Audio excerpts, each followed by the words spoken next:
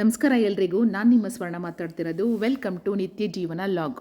ಇದು ಗುಬ್ಬಿ ಉತ್ಸವದ ಲಾಗ್ ಆಗಿದೆ. ಗುಬ್ಬಿ ಉತ್ಸವ ದಿನ ನಮ್ಮ ಗುಬ್ಬಿ ಅಪ್ಪನವ್ರದ್ದು ಬೆಳ್ಳಿ ಪಲ್ಲಕ್ಕಿ ಹಾಗೆ ಗುಬ್ಬಿ ಉತ್ಸವ ಎರಡೂ ಕಾರ್ಯಕ್ರಮ ಒಟ್ಟೊಟ್ಟಿಗೆ ಆಗಿದ್ದು ತುಂಬಾ ಚೆನ್ನಾಗಿತ್ತು. ಇಡೀ ಗುಬ್ಬಿ ಟೌನಲ್ಲಿ BH ರೋಡ್ ಫುಲ್ಲು ಎಲ್ಲ ಲೈಟಿಂಗ್ಸ್ ಎಲ್ಲ ಮಾಡಿದರು. ಮತ್ತು ಎಲ್ಲ ಅಂಗಡಿಗಳ ಮುಂದೆ ಎಲ್ಲ ಕಡೆಯಲ್ಲೂ ಕೂಡ ಮನೆ ಮುಂದಗಡೆಯಲ್ಲೂ ಕೂಡ ಕೆಲವೊಂದು ಕಡೆ ಲೈಟಿಂಗ್ಸ್ ಎಲ್ಲ ಮಾಡಿದರು. ತುಂಬ ಚೆನ್ನಾಗಿ ಕಾಣ್ತಿತ್ತು. ಸಿಟಿ ಅಂತೂ ನೋಡೋದಕ್ಕೆ ಅಷ್ಟು ಅದ್ಭುತವಾಗಿತ್ತು. ನಾವು ಅವತ್ತು ಸಾಯಂಕಾಲ ಒಂದು 8 ಗಂಟೆಗೆಲ್ಲ ಹೋದ್ವಿ ಉತ್ಸವ ನೋಡೋದಕ್ಕೆ ಅಂತ ಹೇಳ್ಬಿಟ್ಟು. ತುಂಬ ಜನ ಅಂದರೆ ತುಂಬಾ ಜನ.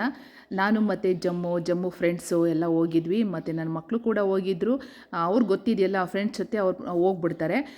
ಏನೋ ಟಿಕೆಟ್ ಕೂಡ ಇತ್ತಂತೆ. ಈ ಗುಬ್ಬಿ ಉತ್ಸವದಲ್ಲಿ ಸರಿಗಮಪದರೆಲ್ಲ ಬಂದಿದ್ದರು. ತುಂಬ ಫೇಮಸ್ ಆಗಿರೋಂಥ ಎಲ್ಲ ಸಿಂಗರ್ಸ್ಗಳು ಬಂದಿದ್ದರು. ಹಾಗಾಗಿ ಅವ್ರಿಗೆ ಅಲ್ಲಿ ಕೂತ್ಕೊಂಡು ನೋಡೋದಕ್ಕೆ ಎಲ್ಲ ಒಂದು ಟಿಕೆಟ್ ವ್ಯವಸ್ಥೆ ಕೂಡ ಇತ್ತಂತೆ. ನಾನು ಕೆಲವ್ರನ್ನ ಕೇಳಿ ನೋಡಿದೆ, ಟಿಕೆಟ್ ಏನಾದರೂ ಇದ್ದರೆ ಆ ಥರ ಕೊಡಿ ಅಂತ ಹೇಳ್ಬಿಟ್ಟು. ಅವರು ಆ ಥರದ್ದೇನು ವ್ಯವಸ್ಥೆ ಇಲ್ಲ ಮೇಡಮ್ ಅಂತ ಅಂದರು. ಹಾಗಾಗಿ ನಮಗೆ ಅದೆಲ್ಲ ವ್ಯವಸ್ಥೆ ಸಿಗಲಿಲ್ಲ. ಬಟ್ ಕೂತ್ಕೊಂಡು ನೋಡೋಕ್ಕಾಗಲಿಲ್ಲ ಅದನ್ನೆಲ್ಲ. ನಾವು ಫಸ್ಟು ನೇರವಾಗಿ ಹೋಗಿ ಮತ್ತು ನಾವು ದೇವ್ರ ದರ್ಶನವನ್ನು ಮಾಡೋದಕ್ಕೆ ಅಂತ ಹೋದ್ವಿ. ಸಿಕ್ಕಾಪಟ್ಟೆ ರಶ್ಶು ಅಂತ ಅಂದರೆ ಹೊರಗಡೆ ದೇವಸ್ಥಾನದಿಂದ ಫುಲ್ಲು ಹೊರಗಡೆವರೆಗೂ ಕ್ಯೂ ಇತ್ತು. ಊಟಕ್ಕಂತೂ ಒಂದು 2-3 ಲೈನು ದೇವಸ್ಥಾನ ಮುಂಭಾಗದವರೆಗೂ ಊಟದ ಹಾಲ್ವರೆಗೂ ಕ್ಯೂ ಇತ್ತು. ತುಂಬ ಕ್ರೌಡ್ ಅಂದರೆ ತುಂಬ ಕ್ರೌಡ್ ಇತ್ತು. ಹಳ್ಳಿ ಜನಗಳು ಎಲ್ಲ ಕಡೆಯಿಂದ ಜನಗಳು ತುಂಬ ಜನ ಬಂದಿದ್ದರು. ಈ ಥರ ಇಷ್ಟೊಂದು ಜನ ಸೇರಿ ಬೆಳ್ಳಿ ಪಲ್ಲಕ್ಕಿ ಆಗಿದ್ದನ್ನು ನಾನು ಇದೇ ಫಸ್ಟ್ ಟೈಮು ನೋಡಿದ್ದು. ಗುಬ್ಬಿನಲ್ಲಿ 22 ವರ್ಷದಿಂದ ಇದ್ದೀವಿ. ಬಟ್ ಈ ವರ್ಷವೇ ಇಷ್ಟು ಜಾಸ್ತಿ ಜನ ಸೇರ್ಕೊಂಡಿದ್ದನ್ನು ನಾನು ನೋಡಿದ್ದು. ನಾವು ಒಳಗಡೆ ಹೋಗಿ ಮತ್ತು ಹೆಂಗೋ ದೇವ್ರ ದರ್ಶನವನ್ನು ಮಾಡಿದ್ವಿ. ದೇವರಿಗೆ ಹಣ್ಣುಗಳಿಂದ ಅಲಂಕಾರವನ್ನು ಮಾಡಿದರು. ದೇವರಂತೂ ತುಂಬ ಚೆನ್ನಾಗಿ ಕಾಣಿಸ್ತಾ ಇತ್ತು. ಗುಬ್ಬಿ ಜಾತ್ರೆ ದಿವಸ ನಾನು ಹೋಗೋಕ್ಕಾಗಿರಲಿಲ್ಲ, ತೇರಿನ ದಿವಸ. ಅದೇ ಅಲಂಕಾರನೇ ದೇವಸ್ಥಾನದ ಪ್ರಾಂಗಣದಲ್ಲಿ, ಹೊರಾಂಗಣದಲ್ಲಿ ಎಲ್ಲ ಅದೇ ಅಲಂಕಾರನೇ ಇತ್ತು. ಅಲಂಕಾರ ಅದು ಇನ್ನೂ ಕೂಡ ಫ್ರೆಶ್ ಆಗಿ ಚೆನ್ನಾಗೇ ಇತ್ತು ಅಂತ ಹೇಳ್ಬೋದು.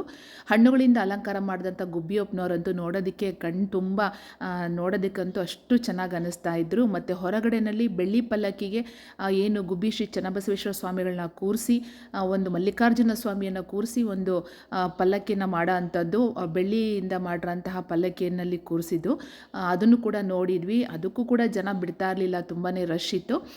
ಕೂರಿಸಿ ಎಲ್ಲ ಒಂದು ದುಂಡು ಮಲ್ಲಿಗೆ ಹೂವು ಆಗಿರ್ಬೋದು ಅಥವಾ ಗುಲಾಬಿ ಆಗಿರ್ಬೋದು, ಎಲ್ಲ ಥರದ ಹೂಗಳಿಂದ ಏನು ದಂಡೆಯನ್ನು ಕಟ್ಟಿಸಿ ತಗೊಂಬಂದು ದೇವರಿಗೆ ಅಲಂಕಾರವನ್ನು ಮಾಡ್ತಾಯಿದ್ರು. ಅಲಂಕಾರದಲ್ಲಿ ಭಗವಂತ ನೋಡೋದಕ್ಕೆ ತುಂಬ ಚೆನ್ನಾಗಿ ಕಾಣಿಸ್ತಾ ಇದ್ದರು. ತುಂಬ ಜನ ನನ್ನ ಎಲ್ಲ ನನ್ನ ಅಂಗನವಾಡಿ ಕಾರ್ಯಕರ್ತೆಯರು, ಸಹಾಯಕಿಯರು ಹಾಗೆ ನನ್ನ ಫ್ರೆಂಡ್ಸು ತುಂಬ ಜನ ಎಲ್ಲ ಸಿಕ್ಕಿದ್ರು. ಹೇಗಿದ್ರು ನಾವು ಮಕ್ಕಳ ಜೊತೆ ಹೋಗಿದ್ವಲ್ಲ, ಮಕ್ಕಳ ಜೊತೆ ಹೋಗಿದ್ದೀವಿ ಅಂತಂದರೆ ಅವ್ರು ಸುಮ್ಮನೆ ಬರೋದಕ್ಕೆ ಸಾಧ್ಯ ಇದೆಯಾ? ಅವ್ರಿಗೆ ಏನಾದ್ರು ತಿನ್ನೋದಕ್ಕೆ ಕೊಡಿಸ್ಲೇಬೇಕು. ಹಾಗಾಗಿ ಪಾನಿಪುರಿ, ಮಸಾಲೆ ಪುರಿ ತಿಂದ್ವಿ. ಮತ್ತು ಇದು ಸ್ವೀಟ್ ಕಾರ್ನ ತಿಂದ್ವಿ. ಮತ್ತು ಅರುಣ್ ಐಸ್ ಕ್ರೀಮ್ ಇತ್ತು, ಅರುಣ್ ಐಸ್ ಕ್ರೀಮ್ ಕೂಡ ತಿಂದ್ವಿ. ತಿಂದಿದ್ದೆಲ್ಲ ಇಷ್ಟಂತೂ ಆಯಿತು. ಮತ್ತು ಎಲ್ಲ ಜಾತ್ರೆಯಲ್ಲಿ ಓಡಾಡ್ಕೊಂಡು ಸ್ವಲ್ಪ ಸಣ್ಣ ಪುಟ್ಟದು ಮಕ್ಕಳಿಗೆ ಏನಾದ್ರು ಶಾಪಿಂಗ್ ಎಲ್ಲ ಮಾಡಿಸಿದ್ವಿ. ಶಾಪಿಂಗ್ ಎಲ್ಲ ಮಾಡಿದ್ದಾದಮೇಲೆ ನೆಕ್ಸ್ಟು ಬಂದು ನಾಟಕದ ಹತ್ರ ಬಂದ್ವಿ. ಅಲ್ಲಿ ನಾಟಕದ ಹತ್ರನೂ ಕೂಡ ತುಂಬ ಕ್ರೌಡ್ ಇತ್ತು. ಒಂದು ಕಡೆ ನಾಟಕ ನಡೀತಾ ಇದೆ, ಇನ್ನೊಂದು ಕಡೆಯಲ್ಲಿ ಸರಿಗಮಪ ದೊಡ್ಡದು ಸಾಂಗ್ ನಡೀತಾ ಇದೆ. ಜಸ್ಕರಣ್ ಬಂದಾಗ ಒಂದೊಂದು ಸಾಂಗು ಏನು ದ್ವಾಪರ ಸಾಂಗ್ ಇದೆ ಅದನ್ನು ನಾವು ಕೇಳಿಸ್ಕೊಂಡು ಅಲ್ಲೇ ಕಾರ್ನರಲ್ಲಿ ಏನು ನಮ್ಮ ಗುಬ್ಬಿಯಪ್ಪನವ್ರ ಆರ್ಚ್ ಹತ್ರ ದೋಸೆ ಮತ್ತು ಬಾತೆಲ್ಲ ತುಂಬ ಚೆನ್ನಾಗಿ ಮಾಡ್ತಾಯಿದ್ರು. ಸ್ವಲ್ಪ ಲೈಟಾಗಿ ದೋಸೆ ಮತ್ತು ಬಾತೆಲ್ಲ ತಿಂದ್ಕೊಂಡು ಮನೆಯಿಂದ ಊಟ ಮಾಡ್ಕೊಂಡು ಹೋಗಿದ್ದು. ಬೇಗನೆ ಊಟ ಮಾಡಿದ್ರಿಂದ ಮಕ್ಕಳಿಗೆ ಹಸುವಾಯ್ತೇನೋ ಅಂತೇಳಿ ಸ್ವಲ್ಪ ಲೈಟಾಗಿ ತಿಂಡಿ ತಿಂದ್ಕೊಂಡು ಮತ್ತು ಅಲ್ಲೇ ನಿಂತ್ಕೊಂಡು ಆ ಜಸ್ಕರಣ್ದು ಸಾಂಗ್ ಎಲ್ಲ ಕೇಳಿಸ್ಕೊಂಡು ತುಂಬ ಚೆನ್ನಾಗಿ ಹಾಡು ಬರ್ತಾಯಿತ್ತು. ಬಟ್ ಕೂತ್ಕೊಂಡು ನೋಡೋದಕ್ಕೆ ಆಗಲಿಲ್ಲ, ಏಕೆಂದರೆ ನಾವು ಏನದು ಪಾಸ್ ಅಂತ ಇದೆ ಅದನ್ನು ನಾವು ತೊಗೊಂಡಿರಲಿಲ್ಲ. ಹಾಗಾಗಿ ನಾವು ನಿಂತ್ಕೊಂಡೇ ದಾರಿನಲ್ಲಿ ತುಂಬ ಜನ ಹಾಗೆ ನಿಂತ್ಕೊಂಡೆಲ್ಲ ಕೇಳಿಸ್ಕೊತಾಯಿದ್ರು. ಕೇಳಿಸ್ಕೊಂಡು ಮತ್ತು ಹಿಂಗೆ ತಿಂಡಿಯಲ್ಲಿ ತಿಂದ್ಕೊಂಡು ಜಾತ್ರೆಯಿಂದ ಹೊರಟ್ವಿ. ಸೊ ಇದಾಗಿತ್ತು ನನ್ನ ಈ ಒಂದು ಗುಬ್ಬಿ ಉತ್ಸವದ ಲಾಗು. ನನ್ನ ಈ ಒಂದು ಲಾಗ್ ನಿಮಗೆ ಹೇಗೆ ಅನ್ನಿಸ್ತು ಅಂತ ಕಮೆಂಟ್ ಮಾಡಿ. ಹಾಗೆ ನನ್ನ ಈ ಒಂದು ನಿತ್ಯ ಜೀವನ ಲಾಗ್ ಯೂಟ್ಯೂಬ್ ಚಾನಲನ್ನು ಸಬ್ಸ್ಕ್ರೈಬ್ ಮಾಡಿ, ಲೈಕ್ ಮಾಡಿ, ಶೇರ್ ಮಾಡಿ. ಥ್ಯಾಂಕ್ ಯು ಎಲ್ಲರಿಗೂ.